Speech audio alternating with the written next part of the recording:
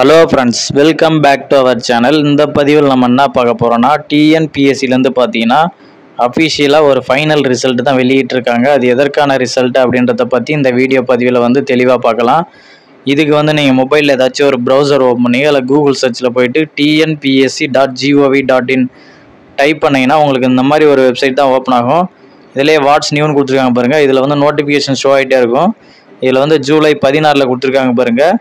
Assistant conservator of forest included in group 1A service Tamil Nadu forest service final ரிசல்ட்னு கொடுத்துருக்காங்க பாருங்கள். So அந்த லிங்க்கை நீங்கள் நீங்கள் கிளிக் பண்ணால் போதும். உங்களுக்கு நெக்ஸ்ட் பேஜ் பார்த்தீங்கன்னா இந்த மாதிரி தான் ரீடைரக்ட் ஆகி உங்களுக்கு ஓப்பன் ஆகும். இதில் அப்படியே நீங்கள் பாட்டமில் ஸ்க்ரோல் பண்ணிட்டே வந்தீங்கன்னா ஃபஸ்ட் ஒன்லேயே கொடுத்துருக்காங்க பாருங்கள். இதில் அப்படியே ரைட் சைடில் ஸ்க்ரோல் பண்ணுங்கள். ரைட் சைடில் ஸ்க்ரோல் பண்ணிங்கன்னா உங்களுக்கு ஃபைனல் ரிசல்ட்டுன்னு கொடுத்து அதற்கான டேட் கொடுத்துருக்காங்க பாருங்கள். ஸோ அந்த ஆப்ஷனை நீங்கள் கிளிக் பண்ணுங்கள். கிளிக் பண்ண உடனே உங்களுக்கு நெக்ஸ்ட் பேஜ் பார்த்தீங்கன்னா உங்களுக்கு இந்த மாதிரி தான் ஓப்பன் ஆகும். ஸோ இது பார்த்தீங்கன்னா பிடிஎஃப்ல உங்களுக்கு ஓப்பன் ஆகும்.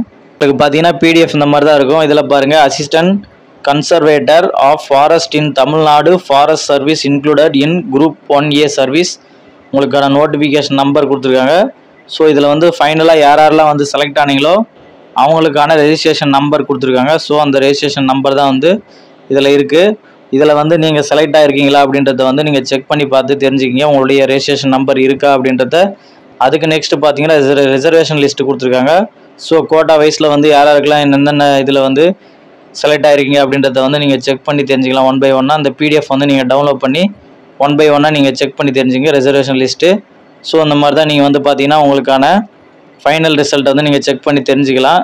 இந்த தகவல் உங்களுக்கு பயனுள்ளதாக இருந்துச்சுன்னா எல்லாருக்கும் ஷேர் பண்ணுங்கள். டவுட் இருந்தால் கமெண்ட் பாக்ஸில் கமெண்ட் பண்ணுங்கள். இதுபோல் அடுத்து ஒரு நல்ல பதிவில் சந்திப்போம். நன்றி, வணக்கம்.